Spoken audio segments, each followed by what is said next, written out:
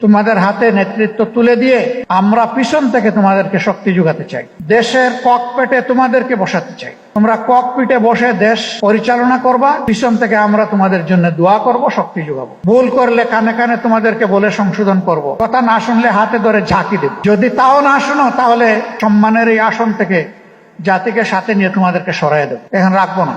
তোমাদেরকে সেইভাবেই প্রস্তুত হতে হবে। আমি গভীরভাবে বিশ্বাস করি তোমরা পারবা ইনশাআল্লাহ। এই বিশ্ববিদ্যালয়গুলোতে যারা লেখাপড়া করেন মেধার দিক থেকে তারাই এগিয়ে, সেই মেধাবীদের কাছে জাতির পাওনা আছে, সেই পাওনাটুকু তারা দেবেন এটা আমরা আশা করি। কি হবে এই ক্যাম্পাসগুলো? আমাকে কেউ জিজ্ঞেস করলে আমি বলি এই ক্যাম্পাসগুলো নতুন নেতৃত্বের হাতে এমনভাবে গড়ে উঠবে, পরিচালিত হবে। সমাজের যে স্লোগান আমরা পরিবর্তন চাই, সমাজের যে স্লোগান আমরা নতুন বাংলাদেশ চাই, এখানে পরিবর্তনও পাওয়া যাবে, নতুন বাংলাদেশের মানচিত্রও দেখা যাবে। কাজে এই ছাত্র প্রতিনিধি বন্ধু এবং বোনেরা এটা মনে করার কোনো কারণ নেই যে শুধু ক্যাম্পাসের মধ্যেই দায়িত্ব সীমাবদ্ধ, বরঞ্চ গোটা জাতির স্বপ্ন সারথি। এই স্বপ্নকে ধারণও করতে হবে, আবার স্বপ্নকে বাস্তবে রূপ দিতে হবে। আমাকে লোকেরা আরো জিজ্ঞেস করে আগামীর বাংলাদেশটা কেমন হবে। আমি বলি যে কয়েকটা দিন অপেক্ষা করেন, যেমন হবে ঢাকা বিশ্ববিদ্যালয়, যেমন হবে চট্টগ্রাম বিশ্ববিদ্যালয়, যেমন হবে রাজশাহী বিশ্ববিদ্যালয়, যেমন হবে জাহাঙ্গীরনগর বিশ্ববিদ্যালয়, তেমনই হবে আগামীর বাংলাদেশ ইনশাআল্লাহ। তাহলে বুঝতেই পারছেন আপনাদের উপরে দায়িত্ব কত ভারী। কিন্তু আমি বিশ্বাস করি এই ভারী দায়িত্বের পাহাড় নয়, পর্বত আপনারা ডিঙ্গাতে পারবেন ইনশাআল্লাহ। আমি সবসময় তারুণ্যের বিকাশের পথে, আমি তারুণ্য নির্ভর একটা বাংলাদেশ দেখতে চাই, এবং আমি নই, আমরা সবাই দেখতে চাই, 18 কোটি মানুষ দেখতে চাই। এই তরুণরা আগামীর বাংলাদেশ কিভাবে গড়বে তার রিহার্সাল হচ্ছে এখনকার ছাত্র সংসদের মাধ্যমে। আমি বাড়তি 3টা জিনিস আশা করব ভেরি স্পেসিফিক্যালি। নাম্বার 1, প্রত্যেকটা বিশ্ববিদ্যালয়কে সেন্টার অফ একাডেমিক এক্সিলেন্স হিসাবে গড়ে তোলার জন্য ফার্স্ট প্রায়োরিটি হওয়া উচিত এই ছাত্র সংসদগুলোর। এর সাথে অবভিয়াসলি শুধু বই খাতা মেলে পড়বো আর ক্লাসের একটা লেকচার আমি শুনবো দেখবো, বিষয়টা তা না। বিশ্ববিদ্যালয়গুলো তো মূলত হচ্ছে গবেষণার কেন্দ্রবিন্দু।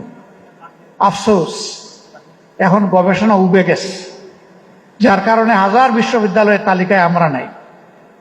আমরা চাই এই দুয়ারটা খুলে দেওয়ার পথে প্রত্যেকটি ছাত্র সংসদ অগ্রণী ভূমিকা পালন করুক, এটি হোক তাদের 1 নম্বর প্রায়োরিটি।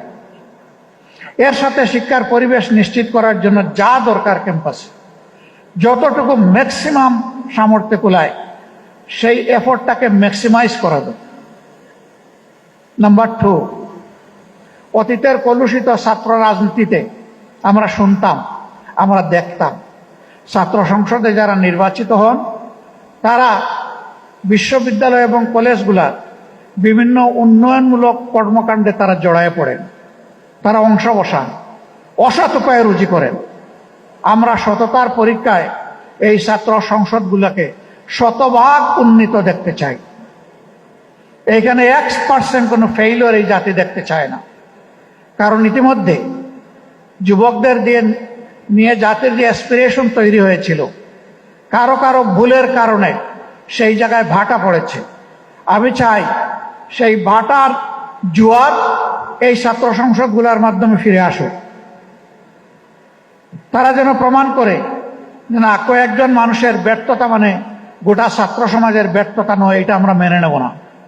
আমরা প্রমাণ করব ছাত্ররা সবসময় ন্যায় সত্যের পক্ষে, কল্যাণের পক্ষে, এবং ছাত্ররা সবসময় বৈষম্যহীনতার পক্ষে। আমার 3 নম্বর প্রত্যাশা, একজন নাগরিক হিসাবে ভবিষ্যতের বৃহৎ নেতৃত্বের জন্য নিজেকে তৈরি করো। তোমাদের হাতে নেতৃত্ব তুলে দিয়ে আমরা পিছন থেকে তোমাদেরকে শক্তি যোগাতে চাই। দেশের ককপিটে তোমাদেরকে বসাতে চাই। তোমরা ককপিটে বসে দেশ পরিচালনা করবা, পিছন থেকে আমরা তোমাদের জন্য দোয়া করব, শক্তি যোগাবো।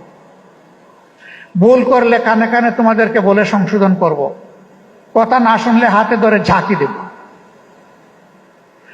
যদি তাও না শোনো তাহলে সম্মানের এই আসন থেকে জাতিকে সাথে নিয়ে তোমাদেরকে সরাই দেব, এখন রাখবো না। তোমাদেরকে সেইভাবেই প্রস্তুত হতে হবে। আমি গভীরভাবে বিশ্বাস করি তোমরা পারবা ইনশাআল্লাহ। তোমরা পেরেছ। একটা পর্বত প্রমাণ, একটা হস্তিকে তোমরা এই সমাজ থেকে তাড়াতে পেরেছ। তোমাদের নেতৃত্বেই সেটা সফল হয়েছে। তোমাদের নেতৃত্বে ইনশাআল্লাহ আগামী নতুন বাংলাদেশ, বেটার বাংলাদেশ গড়ে উঠবে, এটা আমাদের প্রত্যাশা। আরো কিছু স্পেসিফিক কথা আছে, সুযোগ পেলে এই বৃহৎ পরিবেশে নয় আরো কনসেন্ট্রেটেড এনভায়রনমেন্টে তোমাদেরকে বলার চেষ্টা করবো ইনশাআল্লাহ। আমি খুবই দুঃখিত, অনুষ্ঠানের সৌন্দর্যহানি ঘটিয়ে আমার বক্তব্যটা আগেই দিতে হলো, কারণ আমার একটা পাবলিক কমিটমেন্ট আছে। এটা ফুলফিল করার জন্য এখন আমাকে রওনা করতে হচ্ছে। এই আয়োজন কিন্তু এখানে শেষ হচ্ছে না, এরপরেও কন্টিনিউ করবে।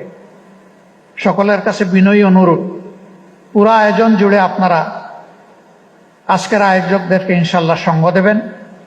এখানে যতগুলা বক্তব্য আপনাদের সামনে পেশ করা হয়েছে, প্রত্যাশার পারটুকু নিশ্চয়ই আপনারা মাপতে পারছেন। আল্লাহ তাআলা এটা উপলব্ধি করে নিজেদের কর্ম বুঝে নিয়ে সেই কাজ দিয়ে জাতিকে আশাবাদী করে তোলার উদাত্ত আহ্বান জানিয়ে আমাকে এখানে দাওয়াত দেওয়ার জন্য ইসলামী ছাত্র শিবিরকে বিশেষভাবে অভিনন্দন জানিয়ে আবারও সকলের কল্যাণ কামনা করে আমার বক্তব্য এখানেই শেষ করছি। আল্লাহ হাফিজ। বাংলাদেশ জিন্দাবাদ। বাংলাদেশ ইসলামী ছাত্র শিবির জিন্দাবাদ। আসসালামু আলাইকুম ওয়া রাহমাতুল্লাহ।